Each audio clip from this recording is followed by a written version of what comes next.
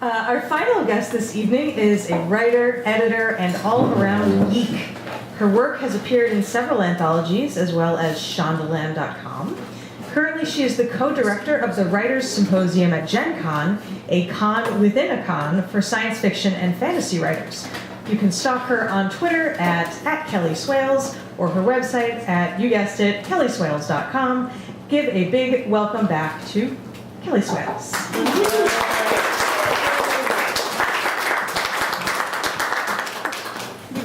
Can you hear me in the back? Well, normally whenever I come, well, first, thanks, guys, for inviting me back. Normally whenever I come, I write something I've written, some fiction piece or whatever. But I'm not going to lie, this whole political American hellscape that we're in right now has kind of like dampened my creativity. So we're going to do something a little different tonight. I'm just going to tell you this story of something that happened to me the summer I was 12 years old. It was a summer between 5th and 6th grade, and I learned some life lessons from the event, which will become apparent as we get through it. So here we go. I'm an only child. Any other onlys out here? Yeah. Woo! Right, rock on. But the closest thing I had to a sister growing up was my cousin Brooke. She was 6 months younger than me.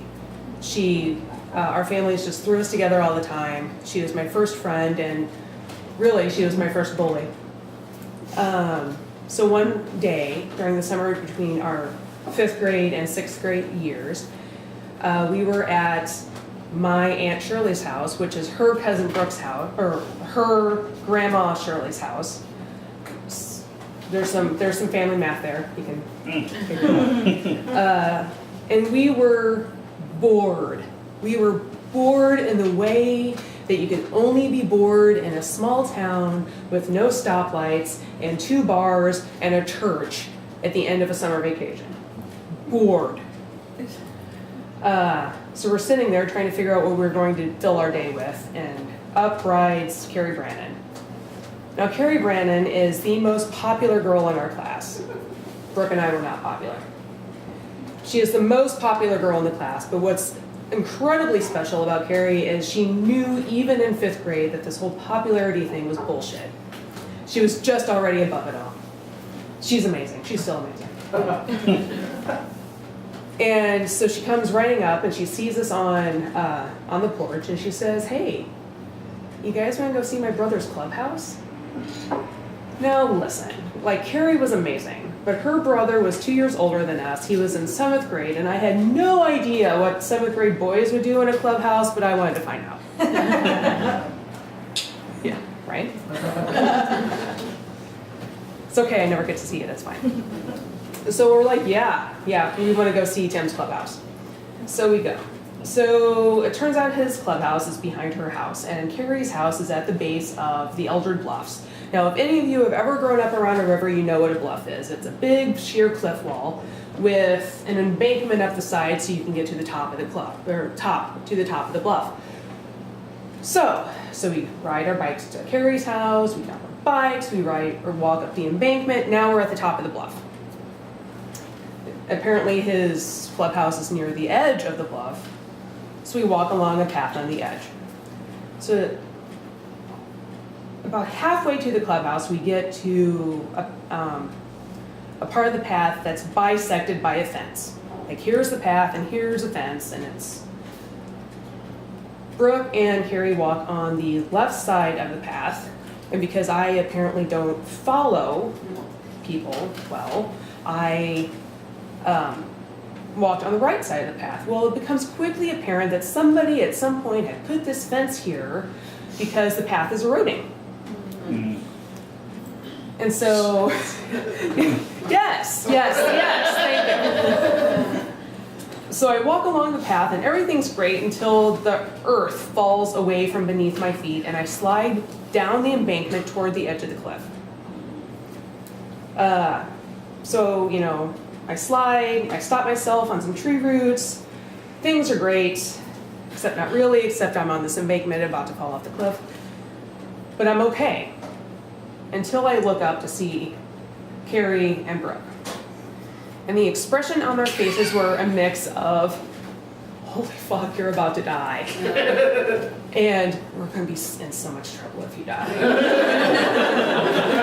And it was that mix of expression that I just knew, like, fuck you guys, I'm going to die. And that's when I lost it. I started crying. And so I'm looking up and I'm like, help me. And they're like, we don't know. And I'm like, help me. We don't know. And I'm looking at Brooke. I'm looking at my oldest friend, my cousin, my family member that I've known the longest since my mom and dad. And she just stood there frozen for a second and then she left. She ran away. And that's when I knew I was really hosed. Because if Brooke didn't want to see me die, that's what was going to happen. So Carrie's like, it's okay, just climb up. Just climb up the embankment, it's fine. I've got some, we'll go hang out at my house, this is gonna be great. And I couldn't move. I was just frozen with fear. And I'll never forget what happened next. And I've told this story before to people and I can't believe it happened, and right now I'm just like, I can't believe she did this. She climbed over the fence and slid down the embankment until she was right here. I know! And she's like, it's okay, Kelly. And she gets up on all fours and she's like, bark like a dog. Woof, woof, woof. So I get on all fours, I go, woof, woof, and I start climbing up the embankment. And so every time I got scared, and every time I stopped, and every time I started to cry, she would bark, and I would bark, and we would climb up the embankment. So we get up to the embankment, we climb over the fence. I don't really remember the walk back home, or back to her house. I'm dead certain that we thought up some lie to figure out why I'm dirty and my legs are all scratched to shit. Because we weren't telling my mom the truth. The next thing I really remember is getting to Brooke's house. And remember my cousin Brooke that left. Well, she wasn't calling for help. She's sitting on Carrie's couch. Do you guys remember those round blue Cheetos containers? The card? Yeah. She had it in one hand like this by the lip, and she's just shoving Cheetos in her mouth. That's my clearest memory. Other than falling off the cliff, that's my clearest memory. She's just shoving Cheetos in her face. And so here's like 4 big life lessons I got from all of this.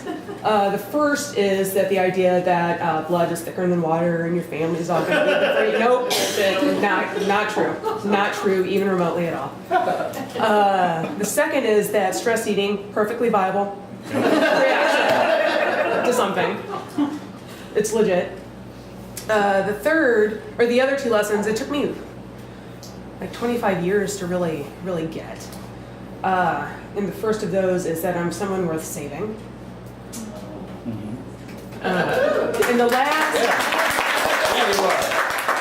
you guys, that's not the punchline. The last is that I'm capable of saving myself. Now